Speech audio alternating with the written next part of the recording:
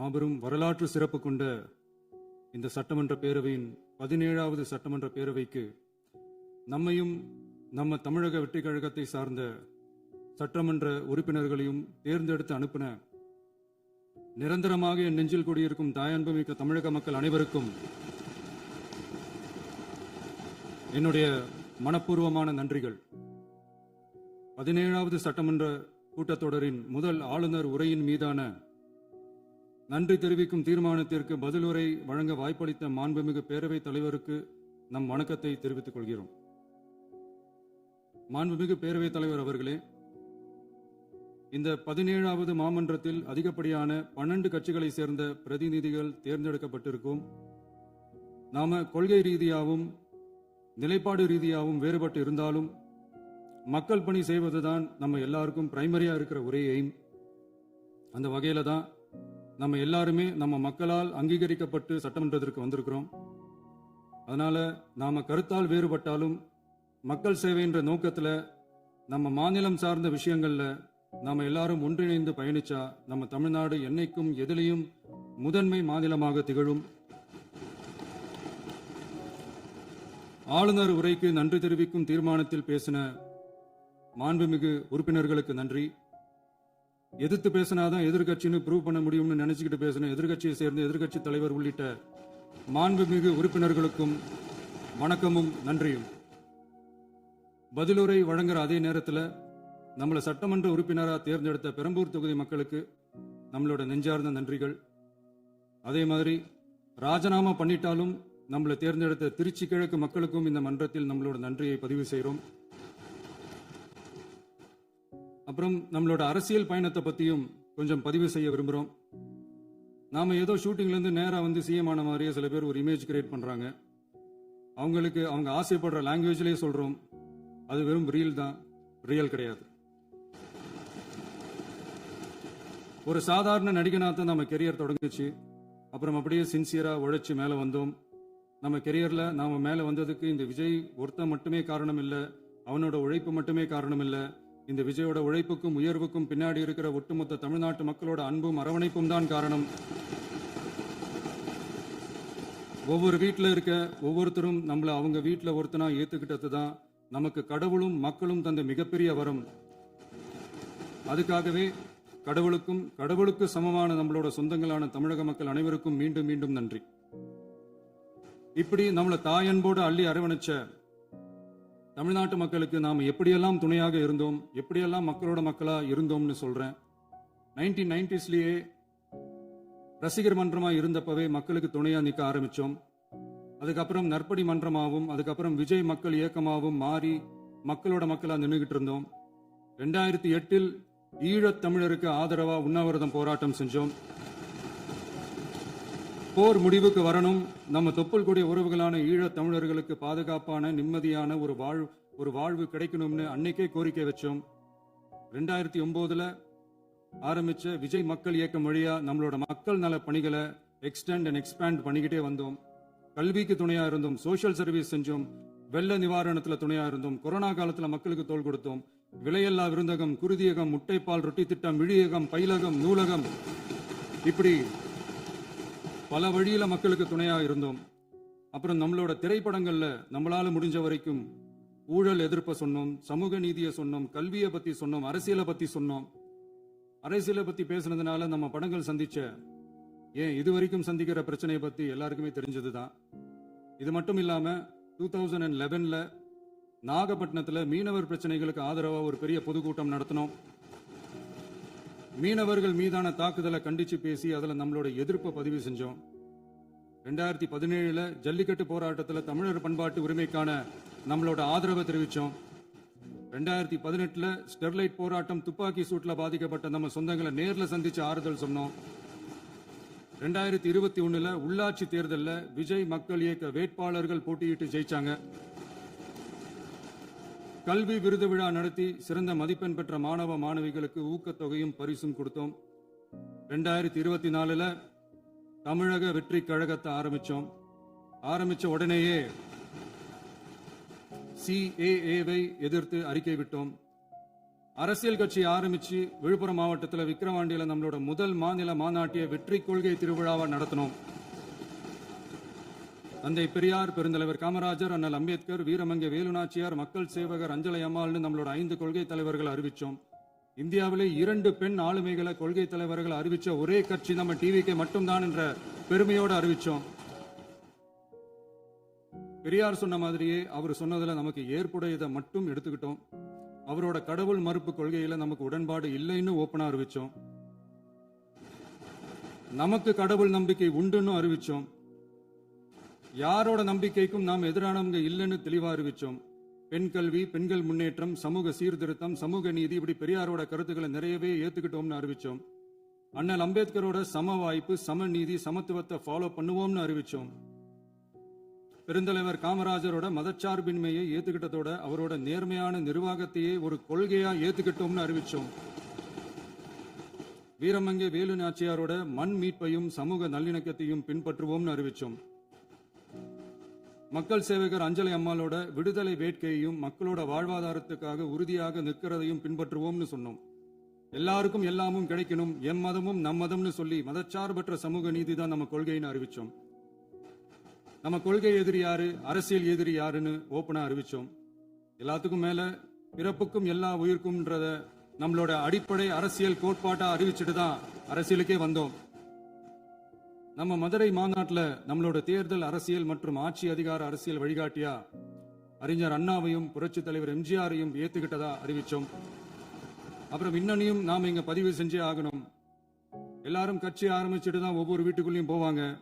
ஆனா நாம ஒவ்வொரு வீட்டுக்குள்ளேயும் போனதுக்கு அப்புறம் தான் கட்சியவே ஆரம்பிச்சிருக்கிறோம். ஒவ்வொரு வீட்டுல ஒவ்வொருத்தரும் நம்மள அவங்க பிள்ளையா, மகனா, அண்ணனா, தம்பியா ஏத்துக்கிட்டதும் இயல்பா நடந்துச்சு. தமிழ்நாட்டு மக்களோட மனசுக்குள்ள போறதுக்கு நாம பட்ட பாடு நமக்கு மட்டும்தான் தெரியும். இதெல்லாம் புரிஞ்சாலும் புரியாத மாதிரி இருக்கிறவங்க தான் நம்மள நடிகன் என்று சொல்லியும் நம்ம கட்சிய நடிகன் கட்சின்னு சொல்லியும் சில நக்கல், நையாண்டி இதெல்லாம் பேசுவாங்க. அதை பத்தி நமக்கு கவலை இல்லைன்னு.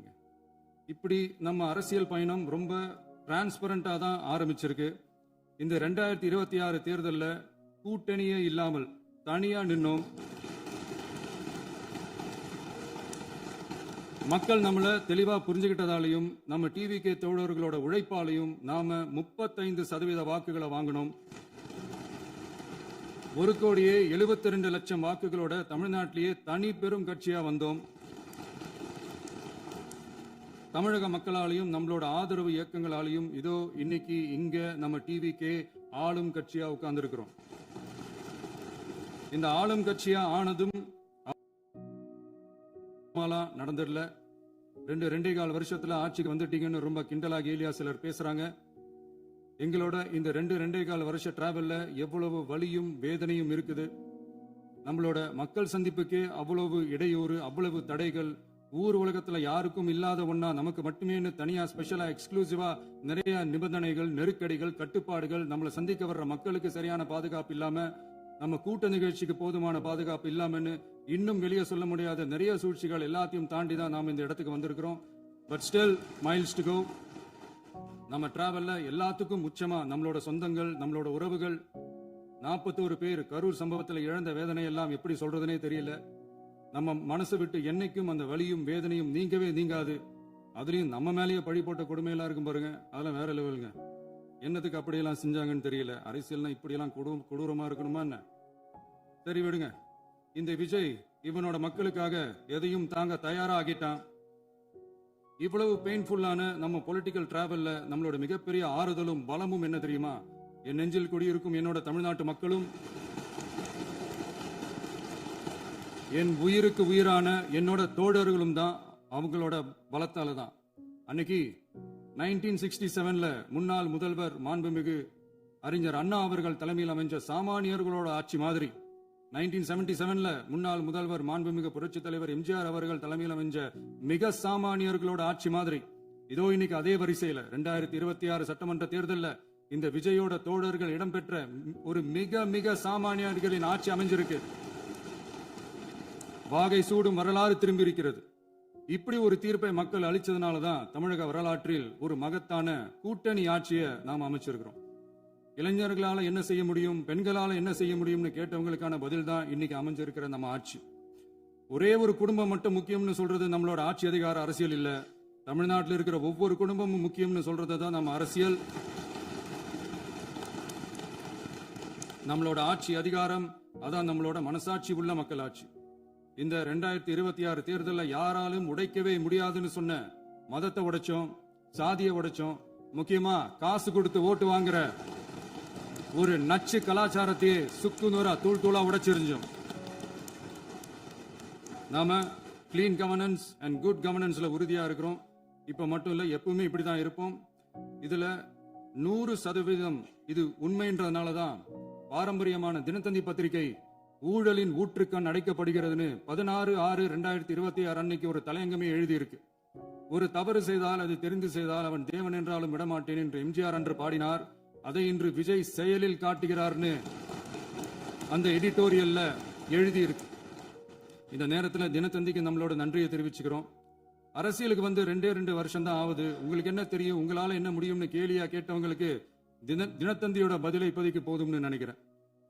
என்னென்னமோ செய்வான்னு சொல்றானே இந்த விஜய், பல வருஷமா இருக்கிற ஒரு பதவி வெறி பிடிச்ச அரசியலை உடைச்சு எப்படி செய்வான்னு நம்ம மக்களை யோசிச்சிருவாங்க. இதோ இப்போ நம்ம மக்களுக்கு புரிஞ்சிருக்கும். இப்பவும் சொல்றோம், இது வெறும் ஆரம்பம் தாங்க. இந்த மாபெரும் சபையிலிருந்து கேட்கிற மக்களே, நமக்கு கொஞ்சம் அவகாசம் கொடுங்க. இதுக்கு முன்னாடி, அதாவது 2017 கடைசியில இருந்து 2026 ஏப்ரல் வரைக்கும் இருந்த புண்ணியவான்கள் ஆட்சியில ஒவ்வொரு டிபார்ட்மெண்ட்லயும் போட்ட ஏராளமான ஓட்டைகளை அடைச்சிக்கிட்டே படிப்படியா மக்களுக்கு நல்லதையும் செஞ்சுக்கிட்டே வருவோம். அதனாலதான் நமக்கு எதிரா யார் யாரோ சேரவே மாட்டாங்கன்னு நினைச்சவங்க எல்லாம் ஒன்னா சேர்றாங்க. நம்ம ஆட்சிக்கு டேட்டு குறிக்கிறாங்க.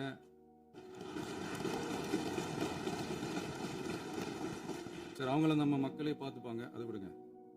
நாம ஆட்சிக்கு வந்து சரியா 40 நாள் ஆகுது. அதுக்குள்ள என்ன செஞ்சீங்கன்னு கேக்குறாங்க. ஒரு லிஸ்ட் ஒன்னு சொல்றேன் கேளுங்க. பெண்கள் பாதுகாப்புக்காக சிங்கப்பெண் சிறப்பு படை, 200 யூனிட் வரை கட்டணமில்லா மின்சாரம், போதைப் பொருள் ஒழிப்புக்காக தனிப்படை, குறுவை நெல் சாகுபடியை ஊக்குவிப்பதற்காக 134.83 கோடி சிறப்பு தொகுப்பு திட்டம், வழிபாட்டு தலம், ஸ்கூல், பஸ் ஸ்டாண்ட், அதுக்கு பக்கத்துல இருக்கிற 717 மதுபான கடைகள் மூடப்பட்டன. அங்க வேலையில் இருந்தவர்களுக்கு வேறு கடைகளில் வேலை, கவனிக்கப்படாமல் விடப்பட்ட அம்மா உணவகங்கள் புதுப்பிக்கப்பட்டன. பத்திரப்பதிவு துறையில் பகல் கொள்ளைக்கு புல் ஸ்டாப் வைக்கப்பட்டுள்ளது. வருகையில்லா ஆவணப்பதிவு முறை கொண்டுவர உத்தேசிக்கப்பட்டு செயல்பாட்டில் உள்ளது. அரசு மற்றும் தனியார் மருத்துவமனையில் ஸ்கேன் மையங்களில் கருவுறுவதற்கு முன் மற்றும் பின் ஏற்படும் தவறுகளை கண்காணிக்கவும், மருத்துவ நிறுவனம் முறைப்படுத்தும் சட்ட விதிகள் பின்பற்றப்படுகிறதா என கண்காணிக்கவும், மருத்துவ மற்றும் ஊரக பணிகள் இயக்கத்தின் பயன்பாட்டிற்காக 40 புதிய வாகனங்கள் வழங்கப்பட்டுள்ளது. கூட்டுறவு வங்கியின் ஏழை எளிய மக்கள் வாங்கிய கடனுக்கு முதல் முத்தாய்ப்பாக ரூபாய் 2045 கோடி தள்ளுபடி வழங்கி ஆணையிடப்பட்டுள்ளது. ஒன்றிய அரசிடம் கேட்டுக்கொண்டதற்கிணங்க கடந்த 2 வருடமாக நிறுத்தி வைக்கப்பட்ட இருந்த ஜல் ஜீவன் மிஷன் திட்டம் புதுப்பிக்கப்பட்டு ஜல் ஜீவன் மிஷன் திட்டம் 2.0 நடைமுறைக்கு கொண்டு வரப்பட்டுள்ளது. 18,500 கோடி அளவில் உறுதியளிக்கப்பட்ட காஞ்சிபுரம் மாவட்டத்தில் மைய விரிவாக்க திட்டம், கோயம்புத்தூரில் மின்னணு பொருட்கள் மற்றும் மின்னணு அமைப்புகள் உற்பத்தி திட்டம் மற்றும் திருவள்ளூர் மாவட்டத்தில் காட்டுப்பள்ளி LNT கப்பல் கட்டும் தளம் விரிவாக்க திட்டத்திற்கு ஒப்பந்தங்கள் போடப்பட்டுள்ளன. அனைத்து நிர்வாக நடவடிக்கைகளும் மின்னணு முறையில் மாற்றம் கொண்டு வர நடவடிக்கை எடுக்கப்பட்டு வருகிறது. சட்டவிரோத கல்குவாரி மற்றும் அனுமதியின்றி கனிமங்களை எடுத்துச் செல்வது தடுக்கப்பட்டுள்ளது. பல்வேறு குவாரிகள் சீல் வைக்கப்பட்டுள்ளன. கனிமங்களை கண்காணிப்பது, எல்லைகளை நிர்ணயிப்பது மற்றும் ஆளில்லா விமானம் மூலம் அளவீடு செய்வது போன்றவற்றை செயல்படுத்துவதற்கான பணிகள் மேற்கொள்ளப்பட்டு வருகின்றன. அனைத்து துறைகளிலும் அலுவலர் தலையீடு இல்லாமல் லஞ்ச லாவண்யமற்ற தமிழகத்தை உருவாக்க அனைத்து நடவடிக்கைகளும் முடுக்கிவிடப்பட்டுள்ளது.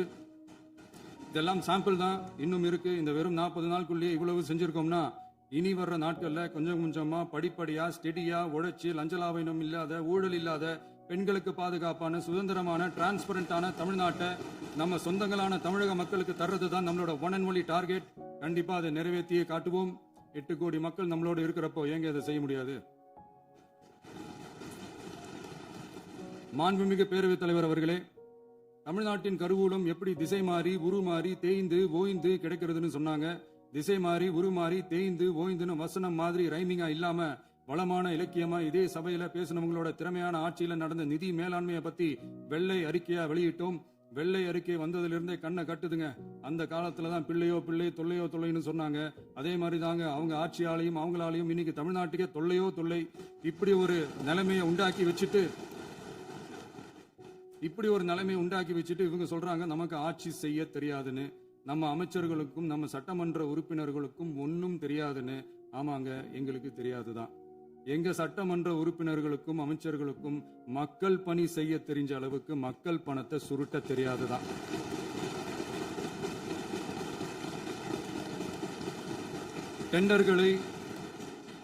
டெண்டர்களை முறைப்படுத்த தெரிஞ்ச அளவுக்கு அதோட ரேட்டை உயர்த்தி ஊழல் செய்ய தெரியாதுதான். பதவி உயர்வு வழங்கவும் பணி இடமாற்றம் கலந்தாய்வு நடத்தவும் தெரியுமே தவிர பதவி உயர்வுக்கும் பணியிட மாற்றத்திற்கும் பணம் பறிக்க தெரியாதுதான். புதிய பணியிடங்கள் உருவாக்க தெரியுமே தவிர அந்த பணியிடங்களை பணத்துக்கு விற்க தெரியாதுதான். கோயில்கள்ல நடக்கிற நிர்வாக சீர்கேட்டை தடுக்க நீங்க பேசுங்க, கண்டிப்பா பண்ணுங்க. கோயில்கள்ல நடக்கிற நிர்வாக சீர்கேட்டை தடுக்க தெரியுமே தவிர கோயில் பணத்தை கொள்ளையடிக்க தெரியாதுதான். தங்கத்தை உரிக்கி தாரை வார்க்க தெரியாதுதான். கனிம வளத்தை பாதுகாக்க தெரிஞ்ச அளவுக்கு கனிமத்தை வித்து கொள்ளையடிக்க தெரியாதுதான். அரசு வருமானத்தை அரசு கஜானாவுக்கு மாத்த தெரிஞ்ச அளவுக்கு அந்த பணத்தை தனிப்பட்ட கஜானாவுக்கு மடை மாத்த தெரியாதுதான். போதை கலாச்சாரத்தை தடுக்க தெரிஞ்சவங்களுக்கு போதை கலாச்சாரத்தை வளர்க்க தெரியாதுதான். நம்ம குடும்பத்தில் இருக்கிற பாட்டி, அம்மா, அக்கா, தங்கச்சி, குழந்தைங்களை, பெண்களை மதிக்க தெரிஞ்சவங்களுக்கு ஓசி பஸ், 1000 ரூபாய் கேஸ், இப்படி எல்லாம் பேச தெரியாதுதான். எங்க உறுப்பினர்களுக்கும் அமைச்சர்களுக்கும் மக்கள் சேவை தெரிந்த அளவிற்கு சுயநல தேவையை செஞ்சிக்க தெரியாதுதான். அதனாலதான் சொல்றோம், எங்களை பார்த்து எதுவும் தெரியாதுன்னு சொல்றவங்களுக்கு சொல்றோம், இதெல்லாம் எங்களுக்கு தெரியாதுதான். நாங்க தெரிஞ்சுக்கவும் போறதில்ல, தெரிஞ்சுக்கவும் ஆசைப்படல. அத கடைசி வரைக்கும் எங்களுக்கு தெரியாமலே இருந்துட்டு போகட்டும். அதனால நாங்களும் எங்க மக்களும் வெரி வெரி ஹாப்பி தான். மாண்புமிகு பேரவைத் தலைவர் அவர்களே, எதிர்ப்பவர்கள் எதிர்க்கட்சி என்பதற்காக எங்கள் ஆட்சி மீது 1000 பழி போடலாம். ஆனாலும் தமிழக மக்களுக்கு உண்மையை உணர்த்த வேண்டியது நம்மளோட கடமை. மின்வெட்டை பொறுத்தவரை தமிழ்நாடு மின்மிகை மாநிலமாக இருந்தாலும் கடந்த காலங்களில் ஏற்பட்ட நிர்வாக குளறுபடிகளும் மின்சார சாதனங்கள் மற்றும் மின் மாற்றிகளில் ஏற்படும் பழுதாலும் வேண்டுமென்றே சிலரின் நடவடிக்கைகளாலும் இந்த மின்வெட்டிற்கு காரணமாக உள்ளது. மின் விநியோக மீட்பு நடவடிக்கைகளை ஒருங்கிணைப்பதற்காக எதிர்பாராமல் இரவு நேரங்களில் ஏற்படும் மின் தடங்களை விரைந்து சரி செய்வதில் 10 உயர்மட்ட கண்காணிப்பு குழுக்கள் மற்றும் 125 சிறப்பு மின் தடை நீக்க ரோந்து வாகனங்கள் வழங்கப்பட்டு 24 மணி நேரமும் கண்காணிக்கப்படுகிறது. கூடுதலாக தற்போது 77 புதிய மின் தடை நீக்க மையங்களும் உருவாக்கப்பட்டுள்ளன. விரைவில் இந்த மின்வெட்டு நிலைமை அறவே நீக்கப்படும். மாண்புமிகு பேரவைத் தலைவர் அவர்களே, நம்ம விவசாயிகள் எல்லாரும் நம்மள நல்லா புரிஞ்சுக்கிட்டு தமிழக வெற்றி கழகத்தை ஏத்துக்கிட்டாலும் எதிர்கட்சிகளோட தூண்டுதலால சில இடங்கள்ல சில போராட்டங்கள் நடக்குது. எதிர்கட்சிகள் என்னதான் சித்து வேலை செஞ்சாலும் விவசாய பெருமக்கள் எல்லாரும் நம்ம ஆட்சி அவங்களுக்கான ஆட்சி தான் நல்லா புரிஞ்சுதான் வச்சிருக்கிறாங்க. இந்த வருஷம் எல்னினோ விளைவா எப்பவும் இருக்கிறத விட இந்த டைம் மழை குறையுங்கிறதையும் நம்ம விவசாயிகள் உணர்ந்துதான் இருப்பாங்க. இருந்தாலும் நம்ம அரசு நம்ம விவசாயிகளோட வாழ்வாதாரத்துக்காக பக்கபலமாகவும் உறுதியாகவும் துணை நிற்கும்ங்கிறத தெரிவிச்சுக்கிறோம். நம்ம தமிழகத்தில் ஏற்கனவே நடந்த அதி அற்புதமான சூப்பரான நிர்வாக திறன் கொண்ட 50 வருஷ அரசியல் அனுபவம் கொண்ட 2.0, 3.0, 4.0 பல 0.0 மாடல் ஆட்சி நடத்த கனவு கண்டவங்களோட அட்டகாசமான ஆட்சிக்காரங்க பல்வேறு விதமான நிதி நெருக்கடியை நம்ம மக்களுக்கும் நமக்கும் பரிசா கொடுத்துட்டு போய் இருந்தாலும் கூட்டுறவு வங்கிகளின் மூலம் 75,000 வரை பயிர்கடன் பெற்று குறு சிறு இதர பெரு விவசாயிகளுக்கு 100% முழுமையான பயிர்கடன் தள்ளுபடியும் 75,000க்கு மேல் கடன் பெற்றவர்களுக்கு குறைந்தபட்சமாக 35,000 பண பயன் கிடைக்கும் அளவிற்கு மொத்தம் 14,43,504 விவசாயிகளுக்கு ரூபாய் 5,932.23 கோடி பயிர்கடன் தள்ளுபடி வழங்கப்பட்டுள்ளது. மாண்புமிகு பேரவைத் தலைவர் அவர்களே, நாம ஒன்றியத்தில் கூட்டுறவு கூட்டாட்சி, மாநிலத்தில் சுயாட்சி என்ற கொள்கையை கொண்டவங்க தான் ஏற்கனவே அறிவிச்சிருக்கிறோம். தற்போதைய ஒன்றிய அரசு சார்ந்த கட்சியுடன் அரசியலில் கொள்கை அளவில் நேர் எதிராக நிக்கிறவங்க தான் நாம. அதே சமயத்தில் அதே அதே சமயத்தில் எதுக்கெடுத்தாலும் கண்ணை மூடிக்கிட்டு ஒன்றிய அரசோட மோதல் போக்கை விரும்புறவங்க நாம இல்ல. நமக்கு எப்பவுமே தமிழகத்தின் வளர்ச்சி மட்டும்தான் முக்கியம். அதுக்காக நம்மளோட அரசியல் ரீதியான கொள்கைகளையோ மாநில உரிமைகளையோ கொஞ்சம் கூட விட்டு கொடுக்கவே மாட்டோம். அதுல ரொம்ப தெளிவாகவும் உறுதியாகவும் இருக்கிறோம். இனியும் இப்படித்தான் இருப்போம். அதுல ஒருபோதும் மாற்றமே இருக்காது. அதனால இதுல யாரு திசை திருப்ப வேலையில் ஈடுபட்டாலும் அவங்க எல்லாரும் மக்கள் மத்தியில் தோற்பது உறுதி. எனவே நம்ம மக்களுக்கோ சிறுபான்மை சகோதரர்களுக்கோ நம்ம ஆதரவு இயக்கங்களுக்கோ எந்தவித சந்தேகமும் வேண்டாம். நாம் யாரோட டீமும் இல்ல. நாம எப்பவுமே பியூரான பீப்புள்ஸ் டீம். இன்னும் சொல்ல போனா நாம secular team, social justice team. மாண்புமிகு பேரவைத் தலைவர் அவர்களே, அரசு விழாக்கள், கல்வி நிறுவனங்கள் மற்றும் பல அதிகாரப்பூர்வ நிகழ்ச்சிகளோட தொடக்கத்துல நம்ம தமிழ்தாய் வாழ்த்த பாடுறதுதான் வழக்கமா இருக்கு. தமிழ்தாய் வாழ்த்த பொறுத்த வரைக்கும் நம் அரசு இதுல நம்மளோட உறுதியான நிலைப்பாட்டை ஒன்றிய அரசுக்கு மிக தெளிவா தெரிவிச்சிருக்கு. அது இல்லாம இதில் மாநில அரசின் கொள்கைக்கு ஏற்ப ஒன்றிய அரசின் அறிவிக்கையில் திருத்தம் மேற்கொள்ள கோரிக்கையும் விடுக்கப்பட்டுள்ளது. நீட் தேர்வை பொறுத்தவரை கிராமப்புற மற்றும் பொருளாதார ரீதியாக பின்தங்கிய மாணவர்களுக்கு சமமான வாய்ப்பை வழங்குவதில்லை. மருத்துவ கல்வியில் சமூக நீதி மற்றும் சம வாய்ப்பை நீட் பாதிக்கிறது என்பதை உணர்கிறோம். எனவே மருத்துவ படிப்புகளுக்கான சேர்க்கையை 12ஆம் வகுப்பு மதிப்பெண்களின் அடிப்படையில் நடத்த வேண்டும் என்று நமது அரசு வலியுறுத்தி வருகிறது.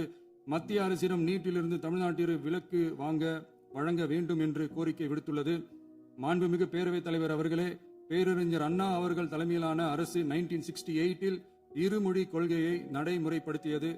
தமிழ் ஆட்சி மொழி, தமிழ் மொழியை பாதுகாப்பது, மாணவர்களுக்கு ஆங்கிலத்தின் மூலம் உலக அளவிலான வாய்ப்புகளை வழங்குவது, எந்த ஒரு மொழியையும் கட்டாயமாக திணிப்பதை தவிர்ப்பது மற்றும் எதிர்ப்பது, நிலத்தின் மொழி மற்றும் பண்பாட்டு அடையாளத்தை பேணுவது என்பதை நம் தமிழக வெற்றிக் கழக ஆட்சி ஏற்றுக்கொண்டுள்ளது. எனவே தமிழ்நாட்டில் தமிழ் ஆட்சி மொழி மற்றும் இருமொழி கொள்கை என்பதில் நமக்கு மாற்று கருத்தே இல்லை. மாண்புமிகு பேரவைத் தலைவர் அவர்களே, கடந்த 11/6/2026 அன்று நடந்த நிதி ஆயோக் கூட்டத்தில் தமிழ்நாடு அரசின் சார்பாக கலந்து கொண்டு வறுமையற்ற தமிழ்நாடு இயக்கம் உருவாக்க தேவையான நிதியையும், தமிழ்நாட்டுக்கு 2 எய்ம்ஸ் மருத்துவமனைகளை தருமாறும், மருத்துவம் மற்றும் பல் மருத்துவ படிப்பிற்கு 12ஆம் வகுப்பு மதிப்பெண் அடிப்படையில் இடங்களை நிரப்புதல் குறித்தும், செயற்கை நுண்ணறிவு தொடக்க நிறுவன வளர்ப்பு மையங்கள் தமிழ்நாட்டில் அமைக்கவும், இளைஞர் திறன் மற்றும் வேலைவாய்ப்பு இயக்கம் செயல்படுத்த வேண்டியும், பெண்கள் தலைமையிலான வளர்ச்சி குறித்தும், மீனவ சமுதாயங்களின் வாழ்வாதாரம் மற்றும் மீன்பிடி படகுகள் மற்றும் மீனவர்களை விடுவித்தல் குறித்து நிரந்தர நடவடிக்கை எடுக்க வேண்டியும், காலநிலை தாங்கும் தன்மை பெருந்திட்டம் 2045இல் கீழ் விண்வெளி உற்பத்தி மையத்தை தேசிய விண்வெளி உற்பத்தி மையமாக அறிவிக்க கோரியும், தமிழ்நாட்டில் சாலை போக்குவரத்து, நெடுஞ்சாலை மற்றும் ரயில்வே அமைச்சகத்தின் மேம்பாட்டு குறித்தும், அனைத்து கிராமங்களையும் டிஜிட்டல் இணைப்பு வசதி ஏற்படுத்துதல் குறித்தும், கூட்டு குடிநீர் திட்டம் தொடரவும், அரசின் விழாக்களில் தமிழ்தாய் வாழ்த்துக்கான முதலிடத்திற்கான கோரிக்கையும், மேகதாது அணை கட்டுமான நிறுத்தத்தை உறுதிப்படுத்தவும், மாநிலத்தின் மீது மும்மொழி கொள்கையை வற்புறுத்தாமல் புதிய கல்விக் கொள்கையை திணிக்காமல் தமிழகத்திற்கான கல்வித் தொகை ரூபாய் 3284 கோடியை விடுவிக்க கோரியும், ஆண்டுதோறும் 5 லட்சம் இளைஞர்களுக்கு உதவி தொகையுடன் கூடிய பணியினை தொழில்நுட்ப பயிற்சி வழங்க ஒத்துழைப்பு வழங்குமாறும், ஒகேனக்கல் 3ஆம் கட்ட கூட்டு குடிநீர் திட்டத்திற்கான நிதி ரூபாய் 2283.40 விடுவிக்கவும், வேலை வாய்ப்பு மற்றும் வாழ்வாதாரத்துக்கான உத்தரவாத திட்டத்தின் கீழ் வேலை வாய்ப்புகளை உருவாக்க உடனடி நடவடிக்கை மேற்கொள்ள வேண்டியும் மற்றும் திருக்குறளை தேசிய இலக்கியமாக அறிவிக்குமாறும் தமிழ்நாடு சார்பில் பேசியுள்ளோம் என்பதை தெரிவித்துக் கொள்கிறோம். மாண்புமிகு பேரவைத் தலைவர் அவர்களே, அண்டை மாநிலங்களுடனான நட்புறவு ஒரு மாநிலத்தின் வளர்ச்சிக்கும் நாட்டின் ஒற்றுமைக்கும் மிகவும் அவசியமானது. தமிழ்நாடு தனது அண்டை மாநிலங்களுடன் நதி நீர் பங்கீடு, பொருளாதாரம், கல்வி, கலாச்சாரம் மற்றும் போக்குவரத்து துறைகளில் நல்லுறவை பேணி வருகிறது. பரஸ்பர மரியாதை, ஒத்துழைப்பு மற்றும் கூட்டாட்சி தத்துவத்தின் அடிப்படையில் அண்டை மாநிலங்களுடனான நட்புறவை வலுப்படுத்தவும் நமது ஆட்சியில் காக்கப்படுகிறது. மாண்புமிகு பேரவைத் தலைவர் அவர்களே, சட்டம் ஒழுங்கை பத்தி பேச்சு வந்தது. சட்டம் ஒழுங்கு சரியா இருக்கணும் அப்படின்றதுல எங்களுக்கு மாற்று கருத்தே கிடையாது. கண்டிப்பா லா அண்ட் ஆர்டர் கரெக்டா இருக்கணும், கரெக்டா இருக்கும், இருக்க வைப்போம். அதே மாதிரி பெண்கள் பாதிக்கப்படுறதையும் இங்க யாராலையும் சகிச்சிக்கவே முடியாது. அதுக்கான கடுமையான நடவடிக்கைகள் நம்ம அரசு எடுத்துக்கிட்டு இருக்கிறோம். இந்த சிங்கப்பெண் சிறப்பு அதிரடிப்படை கூட அதுக்கான ஒரு ஃபர்ஸ்ட் ஸ்டெப் தான். அதே மாதிரி இந்த போதைப் பொருள் நடமாட்டம் அதை கண்ட்ரோல் பண்றதுக்கும் நம்ம அரசு கடுமையான நடவடிக்கைகள் எடுத்துக்கிட்டு இருக்கிறோம். அதையும் கண்டினியூ பண்ணி எடுப்போம். மாண்புமிகு பேரவைத் தலைவர் அவர்களே, இப்ப நான் சொன்ன இந்த பிரச்சனைகள்லாம் 2026 போன மாசம் மே மாசம் 10ஆம் தேதி புதுசா வந்துடல. இதெல்லாம் பல வருஷமா இருக்கிற பிரச்சனைகள் தான், பல வருஷமா கண்டுக்காம விட்ட பிரச்சனைகள் தான். இன்னைக்கு வந்து எதிர்கட்சிக்காரங்க அதை பத்தி கேட்கும் போது எனக்கு வந்து அது அக்கறையா தெரியல, அவதூறு அரசியலா தான் தெரியுது, பழி போடுற அரசியலா தான் தெரியுது. இப்படி அவதூறு பழி போடுறவங்கள பார்த்து ஒண்ணு தான் கேட்கணும்னு தோணுது. கடந்த 9-10 மாசமா நம்ம ஸ்டேட்ல சட்டம் ஒழுங்கு டிஜிபியே இல்ல. சட்டம் ஒழுங்கு டிஜிபியை போடுங்கன்னு சொல்லி எல்லாம் ஒஞ்சி போயிட்டோம். போன ஆட்சியில நடந்ததுக்கெல்லாம் இப்பதான் விடையே கண்டுபிடிக்கிறோம் நம்ம ஆட்சியில்.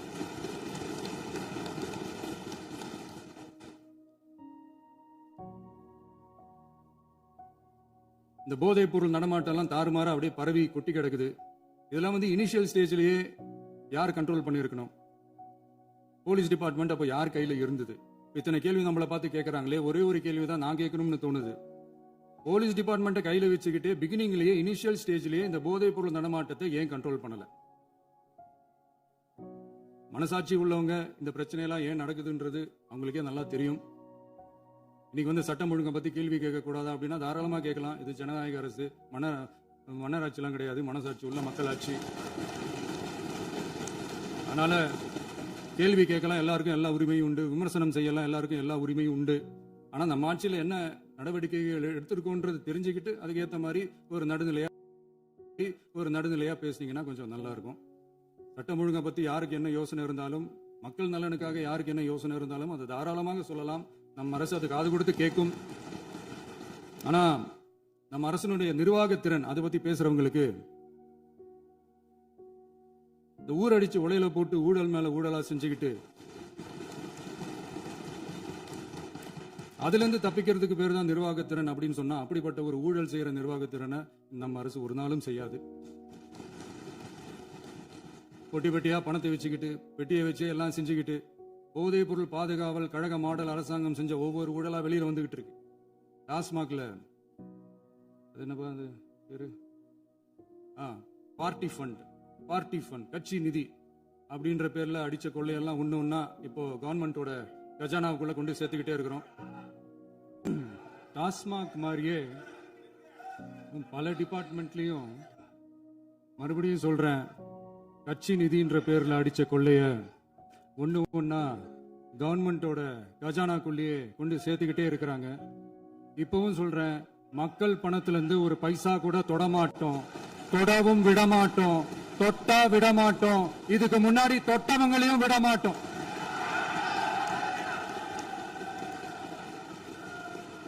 ஒவ்வொரு ஊழலா வெளியில வரும் போலே,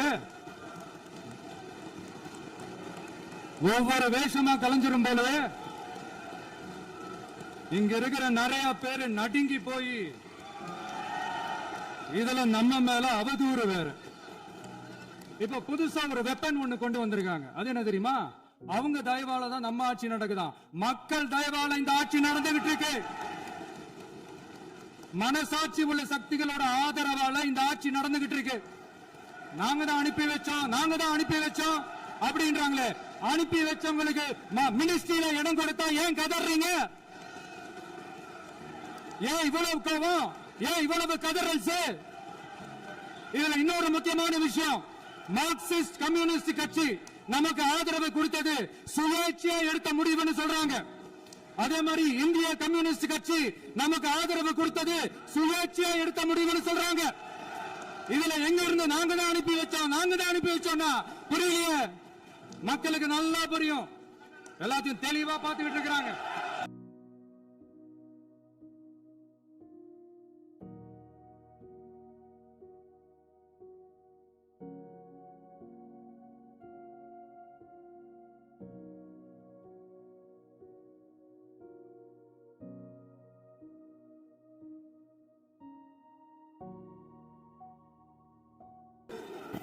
நீ கண்டிப்பா பண்ணலாம்.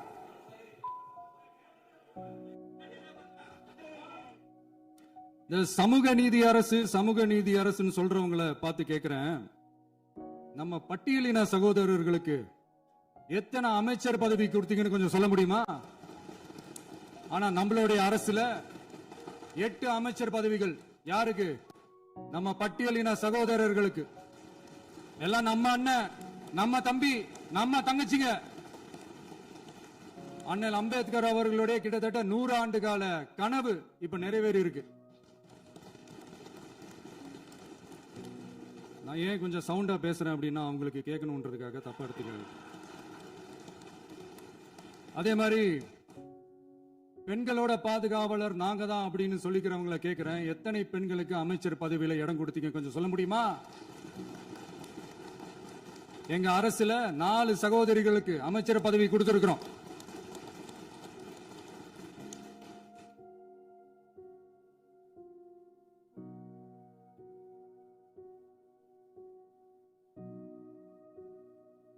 அதனால மக்களால் நிராகரிக்கப்பட்டு மக்களால் அகற்றப்பட்டவங்களுக்கு ஒண்ணு சொல்லிக்கிறோம், தப்பே செய்ய மாட்டோம், ஊழலே செய்ய மாட்டோம், நேர்மையா தான் இருப்போம், நியாயமா தான் இருப்போம் அப்படின்னு சொல்றவங்களால மட்டும்தான் கூட்டணி ஆட்சி அமைக்க முன்வரும். ஆட்சியிலையும் பங்கு, அதிகாரத்திலையும் பங்கு கொடுக்க முன்வரும். ஊழல்லையே ஊறி போனவங்களால இந்த கூட்டணி ஆட்சியோ ஆட்சியிலையும் பங்கோ அதிகாரத்திலையும் பங்கு கொடுக்க முன்வராது. மெஜாரிட்டி இருந்தாலும் தரமாட்டாங்க, மெஜாரிட்டி இல்லனாலும் தரமாட்டாங்க. கேட்டா ரெடிமேடா ஒரு பதில் ஒண்ணு வச்சிருப்பாங்க, கூட்டணி ஆட்சியை மக்கள் விரும்ப மாட்டாங்க. அதே மக்கள் தான் இப்ப அவங்கள பார்த்து சிரிக்கிறாங்க. நான் பதவி ஏத்த அன்னைக்கு கொஞ்சம் டைம் அவகாசம் கேட்டேன். எதுக்கு கேட்டேன்? நிதி நிலைமை எல்லாம் கொஞ்சம் மோசமா இருக்குது, அதெல்லாம் கொஞ்சம் சரி செஞ்சுக்கிட்டு படிப்படியா கொஞ்சம் கொஞ்சமா நான் கொடுத்த வாக்குறுதிகள்லாம் செயல்படுத்துவேன், அதுக்காக கொஞ்சம் டைம் அவகாசம் கேட்டேன். நான் ஏதோ வேற எதுக்காகவோ வேற யாருக்காகவோ ஏதோ அவகாசம் கேட்ட மாதிரி. அடுத்து இங்க சபையில இல்லாதவங்களை பத்தி பேச வேண்டாம்னு நினைக்கிறேன். இங்க நம்மளை பத்தி அவதூறு பரப்புறதோட மட்டும் இல்லாம இப்ப நம்ம மக்கள் மேலேயும் அவதூறு பரப்ப ஆரம்பிச்சிட்டாங்க. மக்கள் நமக்கு ஓட்டு போட்டது தப்பான், குடும்பமா நமக்கு ஆதரிச்சது தப்பான். இது இப்ப இல்ல, நான் சொல்றது எம்ஜிஆர் அவர்கள் காலத்திலிருந்தே. அப்பவே அவர் ஜெயிச்சப்போ அதே மக்களை தப்பா பேசுறது. மக்கள் என்ன பண்ணிட்டாங்க, எம்ஜிஆர் என்ன பண்ணிட்டாரு, எம்ஜிஆர் என்ன இது பண்ணிட்டாரு. 50 வருஷமா ஒரே டெக்னிக்கா. டெக்னாலஜி எல்லாம் மாறி வேற எங்கேயோ போயிட்டு இருக்கு பஸ். இதுல கொஞ்சம் டெக்னிக்காச்சும் கொஞ்சம் மாத்தினா கொஞ்சம் நல்லா இருக்கும். அதனால மக்களுக்கு யூஸ்ஃபுல்லா இருக்கிற மாதிரி இந்த ஆக்கப்பூர்வமான கருத்துக்களோ ஆக்கப்பூர்வமான யோசனைகளோ இருந்தா சொல்லுங்க, அதை நாங்க டெஃபரெண்டா எடுத்துக்கிறோம். ஆனா அதை விட்டுட்டு இந்த நக்கலு நையாண்டி சம்பந்தம் இல்லாத பேச்சு இதெல்லாம் பேசிட்டு அப்புறம் முதல்வர் பதில் சொல்லல, முதல்வருக்கு பதில் சொல்ல தெரியல அப்படின்னா அப்புறம் என்ன சோஃபா மாடல் ஆட்சியா? அது என்னன்னு புரியறதுக்கு எனக்கு ரொம்ப நாள் ஆச்சு. இந்த sofa set, table chair, teapoy, furniture பிசினஸ்லாம் வேற எங்கேயா வெளியில போய் பண்ண சொல்லுங்க. அப்படி அந்த பிசினஸ் தான் பண்ணணும்னா நிறைய பிசினஸ் பண்ற மாதிரி வெளியில போய் பண்ண சொல்லுங்க, எங்க சட்டசபைக்குள்ள வேணாம். அதனால ஆக்கப்பூர்வமான கருத்துக்கள் இருந்தா சொல்லுங்க, டெஃபினட்டா அது சரியா இருந்தா நாங்க ஏத்துக்கிறோம். எனக்கு ஒரு குட்டி கதை ஒண்ணு ஞாபகம் வருது, சொல்லாமா? ஒரு ஊர்ல ஒரு பெரியவர் வெயில் ரொம்ப ஜாஸ்தியா இருக்குன்னு சொல்லிட்டு கண்ணுக்கு மேல கை வச்சுக்கிட்டு இப்படி சுத்தி முத்தி தேடிக்கிட்டு இருந்தாராம். அப்ப கூட இருந்த ஒரு சின்ன பையன் என்ன தேடுறீங்க அப்படின்னு கேட்டானா. அதுக்கு அந்த பெரியவர் சொன்னாரா, அது ஒண்ணு இல்ல தம்பி, உங்க அப்பா இங்கதான் இருப்பாருன்னு சொன்னாங்க, அதான் தேடிக்கிட்டு இருக்கேன். எங்க உங்க அப்பாவையா காணோம்?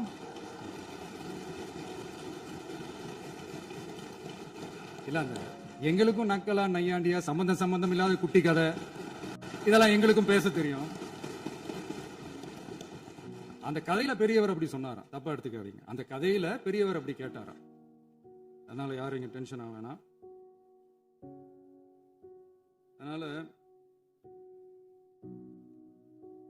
இன்னொரு இந்த என்னுடைய உரையை முடிக்கிறதுக்கு முன்னாடி போயிட்டாங்க, பேசலாமா? நிறைய உங்க கருத்துக்களை நீங்க முழுமையாக மன நிறைவோடு பேசலாம். டிவியில பார்ப்போம். சரி, அதான் 5 நிமிஷம் பேசுனதுக்கே குளத்தூரி இந்த ஆட்டம் அடிச்சு பேசுனா அப்புறம் என்ன பண்றது? கடைசியா நான் இந்த உரையை முடிக்கிறதுக்கு முன்னாடி ஒரு முக்கியமான ஒரு விஷயம் பத்தி சொல்லணும். ஆளுநர் உரை அன்னைக்கு இந்த தமிழ் தாய் வாழ்த்துக்கு அப்புறம் தேசிய கீதம் பாடினது தப்பு, தேசிய கீதம் 2 முறை பாடினது தப்பு, அப்படி ஒரு நிகழ்வு இதுக்கு முன்னாடி இந்த சட்டசபையில நடந்ததே கிடையாது, அந்த மரபே மாத்திட்டீங்க, இப்படி ஒரு பெரிய ஒரு போர் மாதிரி எதிர்கட்சி சார்ந்தவங்க எல்லாம் சொன்னாங்க இல்லையா? அந்த மாநில உரிமை போராளிகளை அந்த மரபு காக்கிற உரிமை போராளிகளை ஒரே ஒரு கேள்விதான் கேட்கணும். 2021 ஆகஸ்ட் 2 ஞாபகம் இருக்கா? Centenary celebration of Tamil Nadu legislature. அந்த ஃபங்க்ஷன்ல நம்ம முன்னாள் முதலமைச்சர் கருணாநிதி அவர்களோட கலைஞர் அவர்களுடைய கலைஞர் அவர்களுடைய புகைப்படத்தை மாண்புமிகு குடியரசுத் தலைவர் திறந்து வைக்கிற ஒரு ஃபங்க்ஷன். அந்த ஃபங்க்ஷன்ல national anthem followed by Tamil Thai Vazhthu அப்படின்னு அறிவிச்சது ஞாபகம் இருக்கா? அதாவது தேசிய கீதத்துக்கு அப்புறமா இரண்டாவது முறையா, நோட் திஸ் பாயிண்ட் மாண்புமிகு பேரவைத் தலைவர் அவர்களே, ப்ளீஸ் நோட் திஸ் பாயிண்ட். தேசிய கீதத்துக்கு அப்புறம் இரண்டாவது முறையாக தமிழ் தாய் வாழ்த்து பாடப்படும் அப்படின்னு சொன்னது ஞாபகம் இருக்கா? அதுவும் முத்தமிழ் அறிஞர் அப்படின்னு சொல்ற நம்ம கலைஞர் அவர்களுடைய அந்த புகைப்படம் வெளியிட்டு விழாவில் அவர் இருந்த இதே சபையில தமிழை இரண்டாவது இடத்துக்கு தள்ளினது யாருன்னு ஞாபகம் இருக்கா? அது மட்டும் இல்ல, அந்த தேசிய கீதத்தை நாட்டுப்பண் நேஷனல் ஆந்தம்னு சொல்லி அதே ஃபங்க்ஷன்ல கடைசியா ஃபங்க்ஷன் முடியும் போது செகண்ட் டைம் தேசிய கீதம் பாடினதும் ஞாபகம் இருக்கா? இதே அவையில் தான், அது அவை குறிப்பிலும் இருக்கிறது, இதே அவையில் தான் நடைபெற்றது. இந்த நேரத்தில் இந்த ஆதாரங்களை அளித்த மாண்பு முதல்வர்களுக்கு நன்றியை தெரிவித்துக் கொள்கிறேன். டவுட் இருந்தா இந்த புக்கை பார்த்து தெரிஞ்சுக்கலாம். அதனால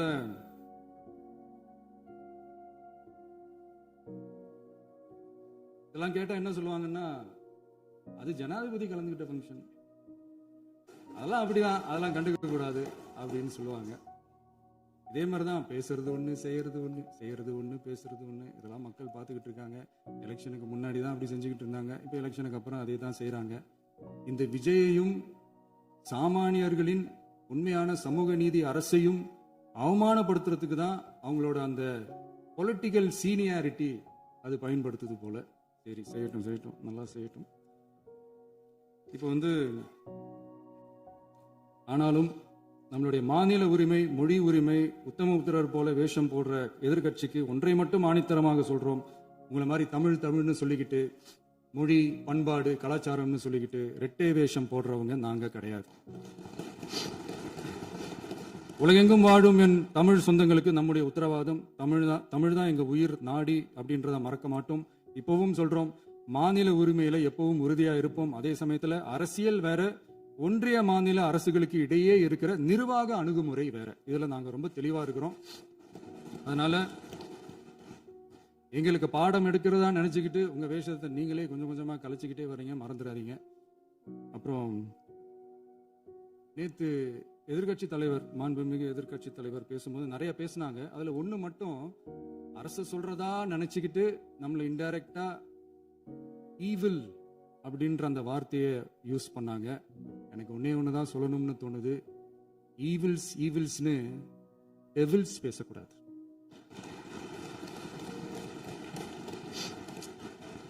அவங்க இருந்திருந்தா ஒரு ஆக்ஷன் பண்ணணும்னு எனக்கு தோணுச்சு. எல்லாரும் போயிட்டாங்க. பர்மிஷன் பண்ணலாமா? இப்பவும் பண்ணலாம், ஒன்றும் தப்பு இல்லை.